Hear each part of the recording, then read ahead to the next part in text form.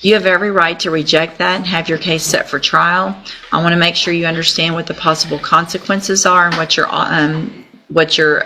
options are. And do you understand all of that? And do you want to reject that offer and have your case set for trial? I'll do that. I do want to make sure you understand, Mr. Darling, that after today, I will not accept this plea agreement.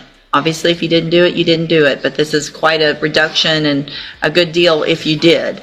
But I'm not going to accept a misdemeanor reduction after today. Once your case is set on the trial docket, it is going to go to trial, or it would be a plea to something different. Do you understand? All right, so we'll get it set on the trial docket, and you're appointed. Mr. Darling, Mr. Lewis has been appointed to represent you. He's one of the attorneys who handles a lot of cases for me as a court-appointed attorney. With your permission, I can release him and I can appoint another attorney today who could begin preparation for trial a little quicker. Is that okay with you? All right, so Mr. Lewis, you'll remain on. He will begin preparation for trial. Make sure you stay in touch with him. He'll let you know when you need to be back. Right. May I just, so the record is clear, I mentioned that there's been any issues between the complainant and the defendant. We just admonished him again as to the no contact. I will also reach out to her again. We've had several conversations, let her know kind of what juncture we are, what she wants to do, and I'll let the court know something well in advance of the pre-trial. Okay, thanks. So I want to make sure you understand, Mr. Darling, it's a condition of your bond that you have no contact or communication with Quandisha Celestine. You understand? Okay, so that means you're not to be in contact with her personally, but also you're not supposed to send messages. Don't send anything on social media, text messages, anything like that. Do you understand? If I find out, she can't give you permission to do that. So she can't say, no, it's okay, it's fine with me, come on over, let's do whatever. She can't give you permission to violate my court order. If you violate that court order, then your bond will be raised and then you'll be back in jail waiting on trial. Do you understand? Okay. And I will let her know this may be what he wants to address, that goes for her as well, Judge. I think there has been some communication directed at him, and I don't want him to accidentally violate because she's doing that. I can't tell her what to do because she doesn't have a case pending in front of me. I can only tell you what to do. So Ms. Molfino is going to talk, but if she contacts you, your response is, I can't talk to you. Don't respond. Let her know that up front. She's going to let her know that. No more communication, no contact until this case is over. Understand? Okay. All right, you're free to go. All right, thank you, Joe. Good morning, sir. You're Kendrick Walker. Yes, ma'am. And this is 24 DCCR 0196. Mr. Walker was previously in court, entered a plea of guilty to unlawful possession of a firearm by a felon. This is where real-life legal strategy kicks in. A third-degree felony in Texas carries 2 to 10 years, and that's not a bluff when a judge clearly explains the sentencing range like this. It's not intimidation, it's transparency. The court is saying you need to understand the risk before you roll these dice. So let me ask you, if you were staring at a possible decade behind bars, would you gamble on a jury trial or secure the lighter deal? I've received the pre-sentence report. Has everyone had an opportunity to review the report? We have. Yes, Your Honor, I have. Any additions or corrections? There is one that we would like to relate. We spoke quite a bit this weekend. On the defendant's version, there was a little bit of an inaccuracy. Mr. Walker had specified that when he was in the vehicle, he did not put the firearm in the vehicle, but he did learn that there was a firearm in the car and realizes that he should have gotten out of the vehicle and left that. Okay. So that was kind of just a little unclear with that. So we wanted to just clarify that part. So I also want you to understand, Mr. Walker, the opportunity that you're being given today, you've already had a felony probation that was revoked, and it wasn't that long ago. So the fact that you're getting a probation in this case is a real gift, and so want to make sure you understand that you need to follow all of the rules. If you're back in here, it's not going to be on a revocation or because you didn't, give me another chance. This is your other chance, okay? All right, so I'm going to find that you entered your plea of guilty freely and voluntarily. Find sufficient evidence to find you guilty, and at this time, follow the agreement that you made. Find you guilty of unlawful possession of a firearm by a felon. Sentence you in accordance with that agreement to a term of 10 years in the Institutional Division of the Texas Department of Corrections, but probate that. You'll be on probation for 5 years. You're ordered to pay a $500 fine and to follow all of those rules and conditions of probation. Obviously, if you do that, again, this is a great opportunity because you're going to be able to serve that 10-year sentence while you're out on probation. The other side, though, if you're back in here, you've already agreed to a 10-year sentence. And so please make sure you follow all of those rules. I'm going to hand you the trial court certification that shows, Mr. Nichols, that shows that this was an agreement that I followed, and so you've waived your right to appeal. I have also handed you a written admonishment regarding your ineligibility to possess a firearm or ammunition. Obviously, you know this at this point, but I am required to read this by law. Because of the judgment entered against you, you are ineligible under Texas law to possess a firearm or ammunition. Possession of a firearm or ammunition could lead to charges against you. Firearm is a legal term. Read the written admonishment I provide you to see what devices qualify as a firearm. If you have questions about the laws that make you ineligible to possess a firearm or ammunition, or about how long that lasts, you can talk with Mr. Rennick. And again, as you can tell, it doesn't even have to be yours to be in possession of it. You can't be in a car with a gun, in a house with a gun, anything like that, okay? All right, have a seat here in the courtroom. Probation will call you up when they're ready to go over your paperwork. Thank you, Your Honor. Thank you, Mr. Rennick. Say good morning, sir. And will your client waive the formal reading of the indictment? It does, Judge.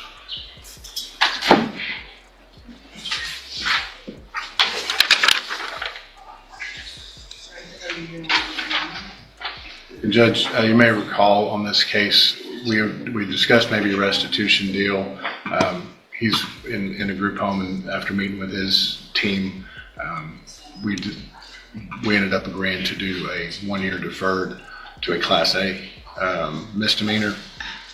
Pause. This is massive. The state offered to reduce a felony stalking charge to a Class A misdemeanor with deferred adjudication. Translation: if completed successfully, no felony conviction. That's not just a deal, that's a lifeline. But hey, raise the tension sometimes. Defendants reject deals because they believe they're innocent, and sometimes because pride overrides probability. What would you do? Fight it on principle or take the guaranteed softer landing? Right, that's on. I didn't catch it. And pay that full restitution over time. Okay. So it's a Class A criminal mischief.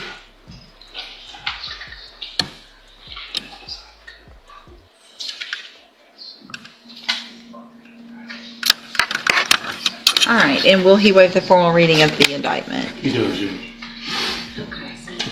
Mr. Vidal, in cause number 24 DCCR 2062, the state has elected to proceed on the lesser included offense of a Class A misdemeanor criminal mischief from July 26th of 2024. And how do you plead to that charge? Are you pleading guilty freely and voluntarily, and because you did what they've charged you with? I have here on the tablet some documents that have your signature on them that the state's marked as Exhibit Number 1. Before you signed these, did you go over them with Mr. Lewis? Yes, ma'am. Do you fully understand them? Yes, ma'am. And do you understand, if I follow the agreement that you've made with the district attorney, that you'll be waiving or giving up any right to appeal? And it looks like the agreement that you've reached is for a 1-year deferred adjudicated probation. There would not be a fine, but there would be restitution in the amount of $3,025. Is that your understanding? And are you a U.S. citizen? Yes, ma'am. State tenders number 1. No objection. It's admitted. Bless you. Is there any evidence that Mr. Vidal is not competent? No, Judge. All right, sir. I'm going to find that you entered your plea of guilty freely and voluntarily. Find that you're mentally competent and you understand the nature and the consequences of your plea. Find sufficient evidence to find you guilty. However, I'm going to follow the agreement that you made with the district attorney and defer all proceedings and place you on probation for 1 year.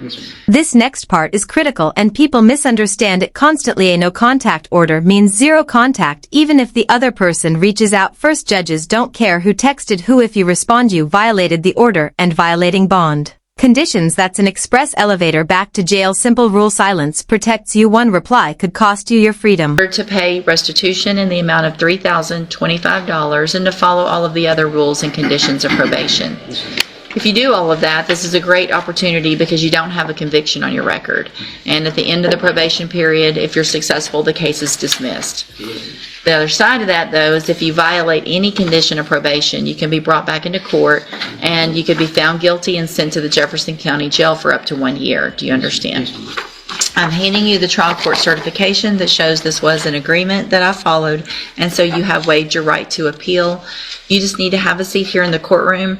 Probation's going to call you up to her desk when she's ready to go over all of your paperwork, and she's at that desk right there, so just watch for her to call for you, okay? All right, good luck to you, sir. Thank you. Thank you, Your Honor. Good morning. Are you Bernacia Gloston? Yes, ma'am. And this is your initial appearance in cause number 25 DCCR 0359. You're charged with burglary of a habitation from February 20th of 2025. And since you've made bond in your case, have you had an opportunity to try to hire a lawyer? No, ma'am, I asked for a court appointment. Right. So when you're in custody, we automatically give you a court-appointed lawyer. But now that you've made bond, I'm going to expect you to at least try to hire your own lawyer. So I'm going to reset your case for about 30 days to give you some time to try to hire someone. If you get someone hired before the next court date, you're going to get a reset notice today. Bring that to the lawyer, and they'll tell you what you need to do. If you're unable to hire someone before the next court date, then I'm ordering you to visit with at least 3 lawyers. They all charge different amounts. They have different payment plans. Bring me back the names of the lawyers that you talk to, and then we'll discuss what your options are. If you don't do that, then when you come back, you run the risk of me raising your bond, and you would have to go back to jail for not following that court order. Do you understand? All right, step in front of the clerk. She'll give you a reset notice. Good morning. Are you Kelby Blanchett? And Mr. Blanchett, this is your initial appearance in cause number 25 DCCR 0799. You're charged with the 3rd-degree felony offense of obstruction or retaliation from May 21st of 2025. And since you've made bond in your case, have you had an opportunity to try to hire a lawyer? All right, so I'm going to reset your case, give you some time to try to hire someone. If you get someone hired before the next court date, just bring the reset notice that you get to that lawyer. They'll tell you what to do. If you're unable to hire someone before the next court date, then I'm ordering you to visit with at least 3 lawyers. Hey Race, a legal reality check. Possession does not mean ownership. For someone with a felony record, being in a car where a gun is present is enough. You don't have to buy it, hold it, or even like it. Proximity can equal possession under the law. That's why the judge keeps hammering the point. Firearms for felons aren't just risky, they're legal landmines. One wrong step and the probation disappears. They all charge different amounts, they have different payment plans. Bring me back the names of the lawyers that you talk to so I know you're trying, and then we'll discuss what your options are. If you don't do that, then when you come back, you run the risk of me raising your bond for not following the court order, and you would have to go back to jail. Do you understand? All right, step in front of the clerk. She'll give you your reset notice. Good morning. You're Samuel Cadena. And Mr. Cadena, did you get someone hired? Not yet, ma'am. I did get a list of lawyers that I talked to. Who'd you talk to? I talked to Adam Parker, Walker Law, Charlie Rojas, Gertz Kelly. They're supposed to call me back, but they didn't. Okay. But Thomas and Adams. All right. I talked to them all. All right. Are you gonna be able to hire someone? I'm thinking about Mr. Parker. I was just need a little bit more time to raise the money, but Okay. I think by Well, thank you for doing what I asked you to. What I'll do is give you about 30 more days to see if you can get him or someone else hired. If it works out, great. Bring that reset notice like I said before. If for some reason it's not going to work out with any of the ones you've already talk to a few more. You can tell from talking to them they all have different payment plans and things like that. Step in front of the clerk. She'll give you your reset notice. Good morning. You're Diamond James. Did you get someone hired? Who'd you talk to? Yeah, I called a lot of attorneys, but a lot of them don't work with criminal lawyers. I paid that Why would you leave? That's the one thing that's important today is I to, forgot it because I had headed into work and left work ready to come. where are you working? Baymont Hotel. Okay, New house. okay.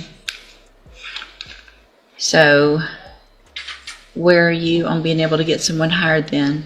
I'm trying to save money so I can go with Mr. Burbank. If he want $1,500. Okay. You work full-time at Baymont? Yes, ma'am. Okay. Let's see. All right, I'm going to give you one more reset, about 30 days. Okay. Try to see if you can get him hired. If not, if you make payments, bring me receipts of those payments. I want to know that you're saving the money and trying to work towards getting him hired, okay? Yes, ma'am. Step in front of the clerk. She'll give you the reset notice. Burbank. Good morning. Are you Kingston Walker? And Mr. Walker, this is your initial appearance. In cause number 25, DCCR 0861, This right here is one of the most underrated outcomes in criminal court deferred adjudication. If he completes probation successfully, the case gets dismissed. No conviction. That can mean job chasing. Future opportunities stay intact, but the leash is tight. One violation and the judge can sentence him up to a year in jail. Second chances in court are conditional and they're fragile. You're charged with the third-degree felony offense of tampering or fabricating physical evidence with intent to impair, and that's for March 27th of 2025. You're also charged in cause number 25, DCCR 0862, with possession of a prohibited weapon, and that's also for March 27th of 2025. And since you've made bond in your cases, have you had an opportunity to try to hire a lawyer? No. All right, so what I'm going to do is reset your case about 30 days to give you some time to try to hire somebody. If you get a lawyer hired before the next court date, just bring the reset notice that you get here today to that lawyer and they'll tell you what to do.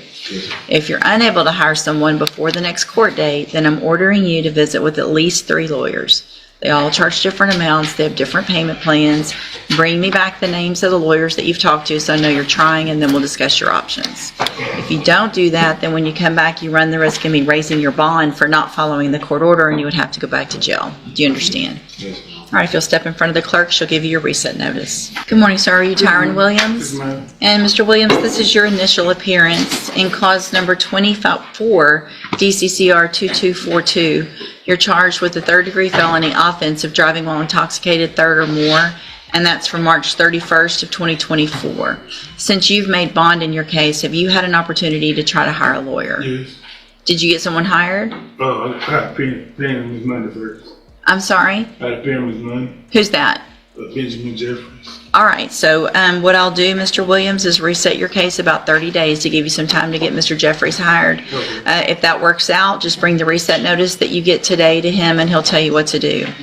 If for some reason it's not going to work out with Mr. Jeffries, then I'm ordering you to visit with at least 3 other lawyers.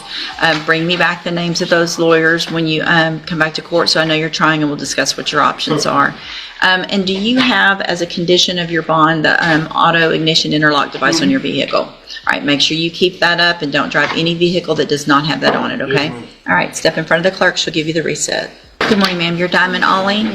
And Miss Ollie, this is your initial appeal. Notice a pattern in these later cases. The judge keeps giving defendants 30 days to hire a lawyer, but with accountability attached. This isn't just bureaucracy, it's about protecting constitutional rights. You have the right to counsel, but you also have the responsibility to actively pursue it. And hey, race the bigger picture. Judges document effort. If you show you're trying, you earn patience. If you ignore, the order, bond gets raised and jail becomes very real again. Court isn't just about guilt or innocence, it's about compliance, equitability, and choices.